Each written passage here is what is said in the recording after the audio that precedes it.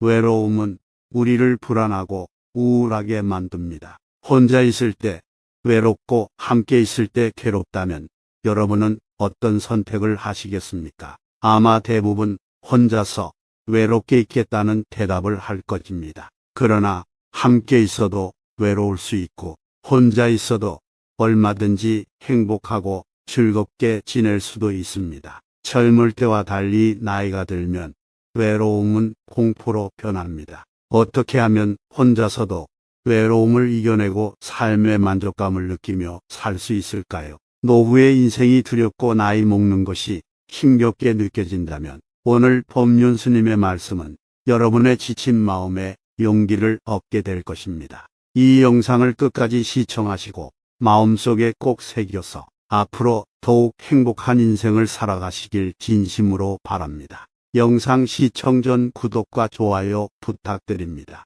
첫째, 혼자만의 시간을 즐겨라. 여러분은 나이 들면서 가장 두렵게 느껴지는 것이 무엇입니까? 통계적으로는 대부분 남자는 혼자 남겨지는 것이, 여자들은 경제적인 부분이 가장 두렵다고 합니다. 외로움과 경제적인 부분에 대한 걱정은 어쩌면 당연한 것입니다. 그러나 남녀를 떠나서 대부분의 사람들은 혼자가 되는 것 자체를 견디기 힘들어합니다. 그래서 그 두려움을 극복하기 위해 가까워지지 말아야 할 사람과 가까워지기도 하고 주변 사람들에게 의존하고 집착하기도 합니다. 그러다 보면 외로움은 피할 수 있지만 오히려 더 괴로운 인간관계를 만들기도 합니다. 이것은 자신과 상대방에게 모두 상처를 주는 것입니다. 외로움은 피하려 할수록 더 강하게 다가오고 자신을 나약하게 만듭니다. 혼자만의 시간을 가지라는 것은 세상과 단절을 의미하는 것이 아니라 자신만의 시간을 즐기고 자신에 대해 깊이 생각하고 마음 공부를 하는 것입니다. 책을 꾸준히 읽거나 종교를 가져 마음 공부를 하면 내면의 힘을 기를 수 있는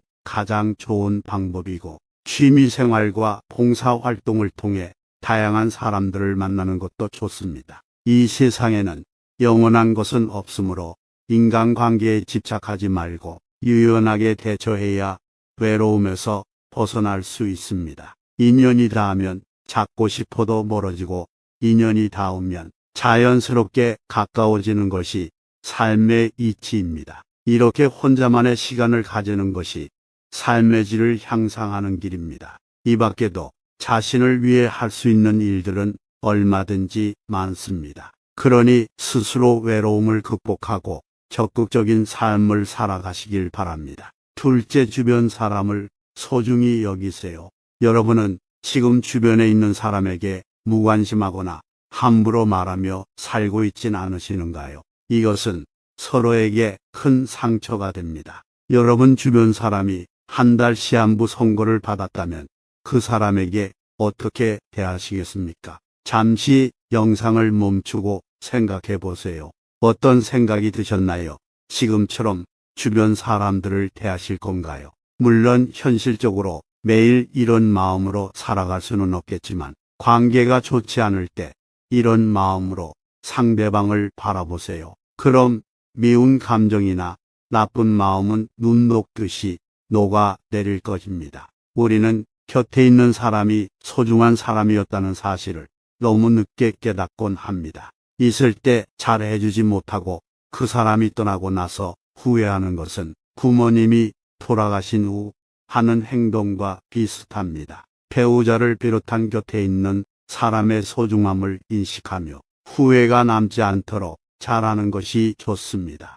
내 곁에서 힘이 되어주는 소중한 사람들이 분명히 있을 것입니다. 나중에 나이가 더 들어 혼자인 순간에 그들은 분명 여러분 곁에 있어 줄 것입니다. 가까운 사람과의 관계에서는 서로의 공감과 솔직함이 중요하다고 합니다. 상대방의 기분만 살피려 하면 진심이 없어 보일 수 있고 자신의 기분만 표현하면 이기적으로 보일 수 있습니다. 서로의 마음을 이해하려 노력하고 자신의 마음도 솔직하게 표현할 수 있는 관계라면 관계가 오랫동안 지속될 수 있을 것입니다. 셋째, 열린 마음으로 살아가며 도전을 두려워하지 마세요. 우리 어릴 때를 생각해 보세요.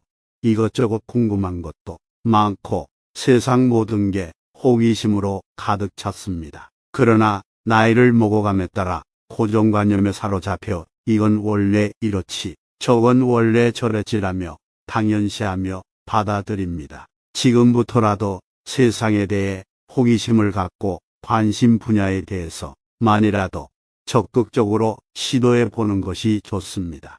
연구 결과에 따르면 다른 사람들과 잘 어울리고 새로운 것을 즐기는 사람들이 더 건강하고 행복하다고 합니다. 특히 호기심은 인생의 원동력이며 자신의 성장을 돕는 요소라고 할 수 있습니다. 사람은 호기심을 잃으면 노화가 시작된다는 말이 있습니다.